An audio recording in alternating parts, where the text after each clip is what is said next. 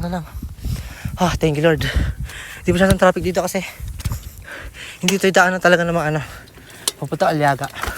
So sa may sila dumadaan, papuntang Cab. Kasi doon ang shortcut. At sa parang mas nalalayuan sila dito sa may part na to. Kaya din dumadaan ng mga taga-Aliaga dito. Guys, parang may kotse sa likod ko. I think kotse mo to. May car lang guys. Guys, sisising ang bukas ng mga 6. Bike tayo guys. Parang kaya ko to guys sa Kabanatuan. Parang ito na gagamitin ko pang transport. Kasi mas malayo eh. So di pwede, malilate ako. Kailangan natin ng mga 40 minutes na biyahe. Hindi 1.5. So malilate tayo. Tsaka di ko kaya may pagsabahin sa highway. Kasi hindi parang nakakatakot. Kasi mas marami sasakyan. Hindi katulad dito, konti lang.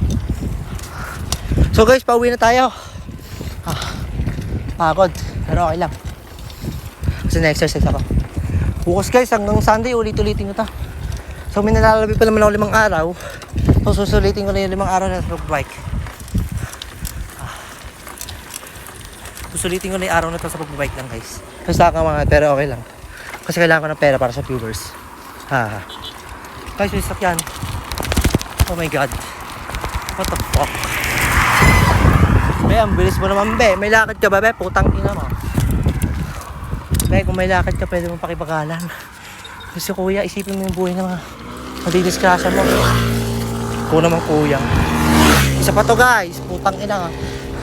Ito talaga disadvantage sa mga mga onti na sasakyan. Onti yung mga dumadaan sa gantong highway. Mabilis sila mabilis sila magpatakbo. Wala na masabi guys, di na muna magsasalita. Panoorin nyo na muna yung maligid.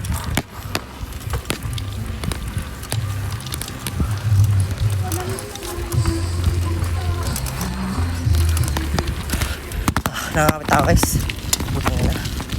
Hindi na kaya to. Kaya nga lang. Iba natin Oh my god. What the fuck? Iba natin paghawak natin. Kangawit eh.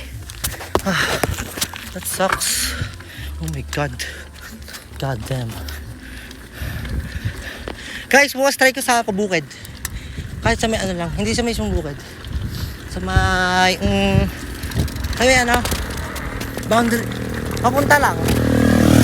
Kaya natin bukas sa umaga, mga 6. Pag di ko na kasi ng 6-7. Takot.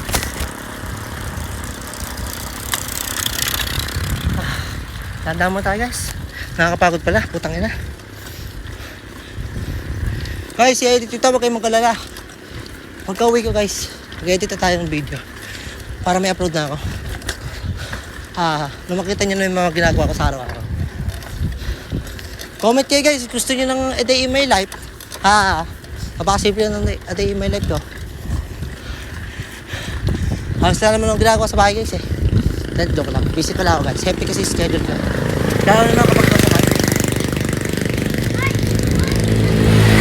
Dadaan na tayo guys kasi marami mga dumadang sa sakyan. May bilis magtakbo. So guys, nandito na tayo sa may bandang Popular ulit. I think. I-edit ko agad to guys pagkatapos nating mag-bike. Pagin muna siguro mga 30 minutes i-edit ko na. Kakat natin.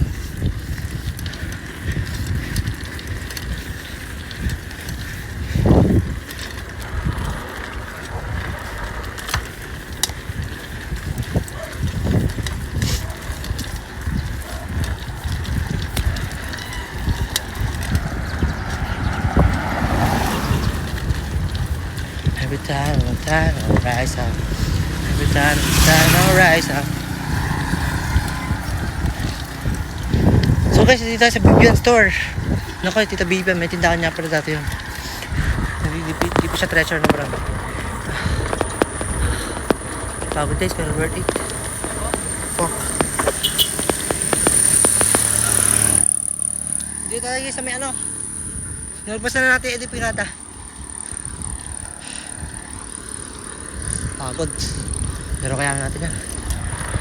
Kita nga sito mo lang. Hindi na pala guys, okay lang. Wait lang guys, ito ako guys. Palitan muna. Fuck.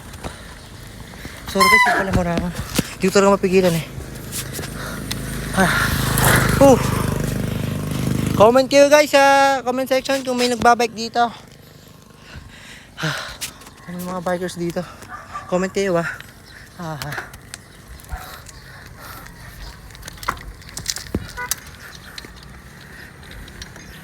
Handa lang tayo guys. Kasi marami talaga sasakyan. Hindi tayo pwede pagsabahin kasi hindi naman magmamadali. Tandaan lang. Mga 20 lang.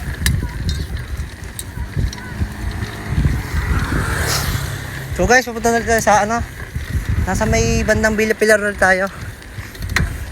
So, tinanong ko lang kasi kuya kung magkano yung At may na-discover ako na bawal na pala ang isa lang. Na talaga barkadahan na.